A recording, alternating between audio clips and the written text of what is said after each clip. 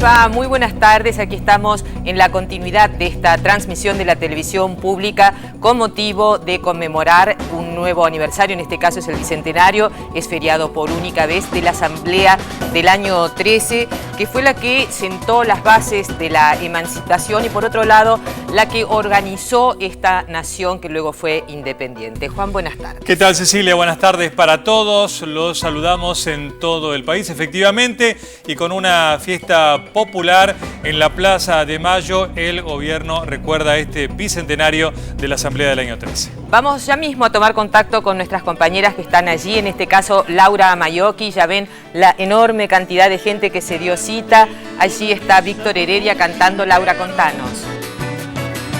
Suena Víctor Heredia. Cecilia, buenas tardes, noche ya, porque cae, por supuesto, la noche sobre Plaza de Mayo y allí en el escenario detrás de nosotros está cantando Víctor Heredia como el cronograma lo había anunciado. Pero aquí, donde estamos recorriendo los stands desde temprano, desde las 16, desde las 4 de la tarde, cuando comenzara todo esto, gran cantidad de gente, de público, de familias enteras, te comunico, Cecilia, y aquí en uno de los stands que nos ha llamado particularmente la atención, porque uno de los logros de los tantos, por supuesto, de la Asamblea del año 13 ha sido no solamente abolir la esclavitud, sino también los elementos de tortura que eran tan comunes, que hoy nos pueden parecer extraños, pero tan comunes en aquella aldea colonial que quería emanciparse, y este era un paso, el de la Asamblea del año 13, suprimiendo los elementos de tortura para dejar atrás esas desigualdades sociales entre los habitantes de este suelo. Estamos con Gustavo Palmieri. Gustavo, usted pertenece al Ministerio de Seguridad. ¿Qué significa todo esto? Porque son alegóricas, por supuesto. Sí, hay algunos elementos alegóricos, hay otros que sacaron de museos, son de distintas épocas.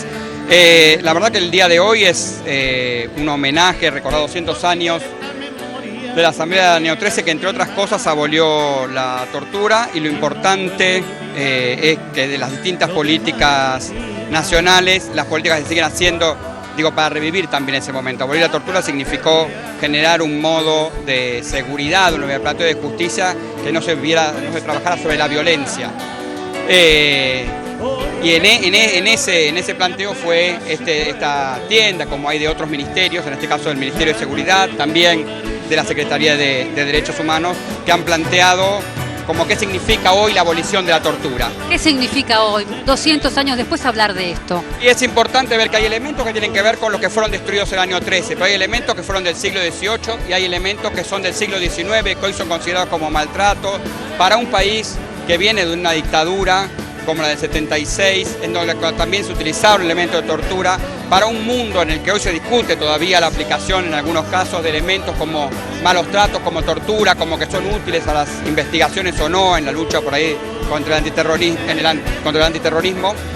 El planteo de que la Asamblea, el planteo del año 13, en términos de abolición de la tortura, de un trato igualitario, un trato digno, humano, sigue estando vigente, en particular en todas las políticas estatales y en el punto central en las políticas de seguridad. Y me parece que tomar vigencia de la Asamblea del año 13 es eso, es así como en la Casa de la Moneda es recuperar la soberanía en la moneda, en lo bancario, en lo que se ve en las distintas tiendas. Aquí fue lo que se planteó del Gobierno Nacional, destacar también como una cuestión central de seguridad y derechos humanos la cuestión de la abolición de la tortura. Sobre todo en una tradición hispánica donde la Inquisición estaba tan presente, fue un paso, decíamos hace minutos en otro stand, la Asamblea del año 13 rupturista, pero además de rupturista también adelantada a su tiempo, vanguardista si uno lo mira con perspectiva, si bien los objetivos principales de la misma no se cumplieron, que era declarar la independencia y además redactarnos, darnos nosotros en este suelo ya emancipado o en vías de emanciparse una Constitución Nacional que significaba abolir estos elementos de la Inquisición, nada más ni nada menos. Sí, elementos de la Inquisición por un lado y también elementos de la justicia criminal común, ¿no? Por otro punto, y de lo que eran las condenas. Condenar a una persona era condenarlo a estos sufrimientos. Y uno se pregunta si los que generalmente caían en esta suerte de torturas o de pesares eran de qué estrato social, además de las vicisitudes políticas de aquellos grupos internos o nacionales versus los extranjeros que se peleaban o disputaban. Mayormente las cárceles de esa época estaban pobladas por qué tipo de personas. No solo la cárcel, los castigos para la época en que está en unas sociedades de división de clases estaban establecidos por clases, había castigos según a qué clase se pertenecía. No todos podían ser víctimas de estos tormentos, aun cuando estaban legalizados. Para algunos esos tormentos eran inaplicables, no se aplicaban a ciertos sectores sociales, así como había formas de ejecutar la pena de muerte sobre algunos sectores sociales y sobre otros. Esa diferencia social se sigue representando, también fue vigente en nuestras sociedades en términos de que la aplicación de malos tratos, detenciones ilegales, ejecuciones extrajudiciales, también son sufridas en particular por los sectores menos protegidos, por los más pobres.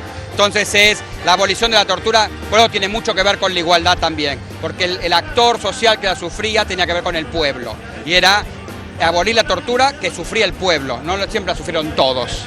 ¿Por qué es tan importante que en esta Plaza de Mayo, decimos desde siempre, el eco de resonancia, el lugar donde las luchas populares se han dado desde siempre, el lugar de reunión y de acción de máxima en pos de esa liberación?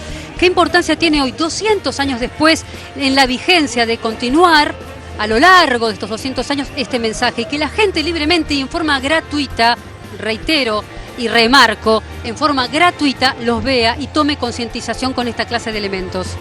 Y a mí me parece que lo que se destaca de este punto es que la abolición de la tortura no es solo una omisión, sino una política activa. El buen trato, el trato respetuoso, la construcción de derechos es una política activa por parte del Estado, y en particular cuando uno lo plantea desde un ministerio como el de Seguridad, pero me parece que también hay que destacarlo en términos de todo el Estado Nacional. Así como la Asamblea del año 13 fue un punto que no tuvo retroceso en términos de ideas modernas para nuestra nación, el nunca más fue lo mismo, y hoy también en este gobierno en términos de no se tortura, no se ejecute ilegalmente, no tiene que haber detenciones ilegales, tiene que ser un punto de no retroceso. Por lo menos desde el Estado. Fundamentalmente desde el Estado. Gracias, estamos hablando con precisamente el que lleva a cargo este stand, Gustavo Palmieri, viendo entonces aquellos elementos alegóricos, algunos alegóricos, Silvia y Juan, y otros, Cecilia y Juan, perdón, otros verdaderamente de aquella época que se han extraído y se han expuesto aquí en uno de los entre 4 y 7 stands de esta gran feria al aire libre, de este festival popular abierto a todo público y gratuito en la conmemoración de los 200 años de la Asamblea del año 13.